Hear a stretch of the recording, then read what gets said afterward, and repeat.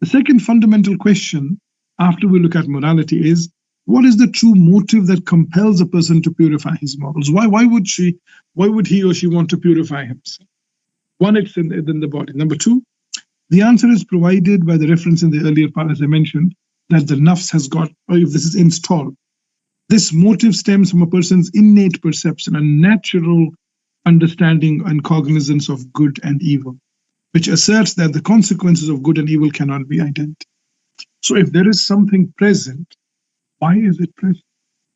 If I am happy when I'm doing good and I'm sad when I'm doing wrong, if I see people doing good and if I see people doing wrong, and I acknowledge the fact that good is good and wrong is wrong, it can't be just a coincidence. There has to be a reason for it. There has to be a purpose for it. Therefore, this perception inherently understands that if good is truly good and evil is truly evil, then the outcomes of good deeds must be beneficial and the outcomes of evil deeds must be detrimental. You cannot then accept that, okay, good deed and the evil deed will be exactly the same, or the goodness would end up exactly the same as the evilness. You can't say that the person was best of the best and he will end up dead and buried, and the person was the worst of the worst and end up dead and buried. You can't. That is against the very nature of the presence of this amazing quality that we have of distinguishing between right and wrong. So from this understanding, it becomes clear that a person will not be left unaccountable for his actions. So this is the motivation which we're talking, that there has to be accountability. If there is a conscience of right and wrong, then there has to be accountability. This is just natural inference. It can't be just so we have conscience and we do not have accountability. It just does not add up. It's contradictory. The Quran refers to this ultimate outcome as success and failure, respectively. Because of this belief, feelings of hope and fear arise within the individual, serving as the most powerful motivation to cleanse one's morals, even when natural inclinations may oppose such. This is where it comes from, that if there is accountability, then I need to worry about it. Then I need to think and rethink about it. That if I'm doing something, there's going to be accountability. Because if it was just there, oh yeah, this is good, fine, that's bad, oh yeah, fine. But still fine, how can it be still fine? It can't be fine.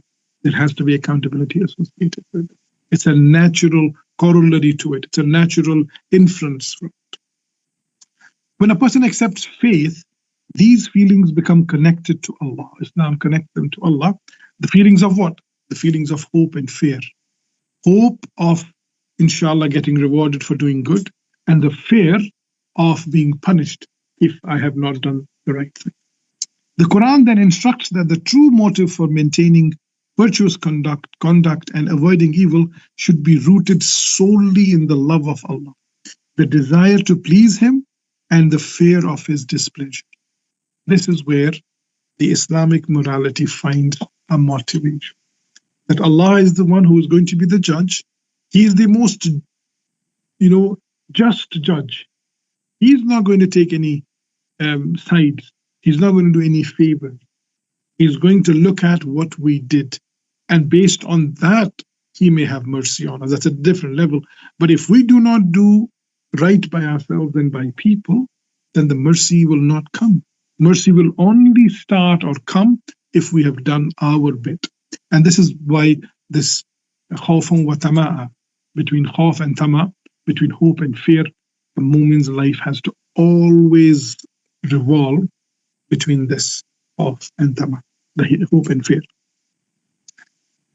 So the desire to please Him and the fear of His displeasure. This is the God who is all-knowing of the unseen, fully aware of the secrets of the heart, and cognizant of every movement in the world, as well as the subtlest changes within minds and hearts.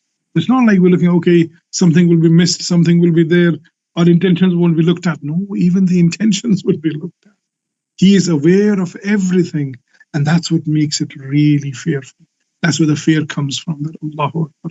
Nothing will be, just missed. Nothing. Everything will be recorded. This aspect is emphasized repeatedly throughout the Quran. For instance, it highlights in Surah 30, in Surah Rum. So give their due to the next of kin, to the destitute, and to the traveler. That is best for those who want to please God, and it is these who shall surely prosper. So you have to give the rights to your next of kin, meaning your family, to the person who is a destitute, who is struggling, and to even the traveler. See, Quran has given us this concept of the musafir, somebody who is a traveler, which is a very strange concept for people. Somebody is traveling, what have I to do with that? This is the usual thought of the people. The Quran says, no. Somebody is traveling, and he's traveling into your area. He becomes your neighbor. He becomes your neighbor if he has neighborly needs, if he has some requirements. You fulfill those requirements. It's only the Quran which has repeatedly mentioned zakat can be given to this gentleman, or whoever is traveling. Sadaqat can be given. Hospitality has to be given. He's a traveler. He's a traveler in your society. And Quran emphasizes that the reason to highlight this again and again is that look at your rights. Even a traveler has a right over you, let alone your neighbor, your friend, your family. They are deserving even more of your kindness.